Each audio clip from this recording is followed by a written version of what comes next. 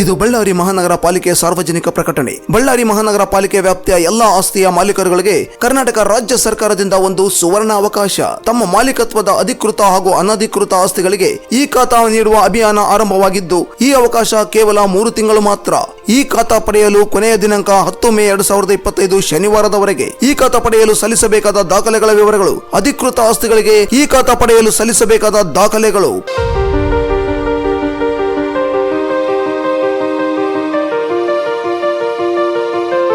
ಅನಧಿಕೃತ ಆಸ್ತಿಗಳಿಗೆ ಬಿ ಖಾತಾ ಪಡೆಯಲು ಸಲ್ಲಿಸಬೇಕಾದ ದಾಖಲೆಗಳು.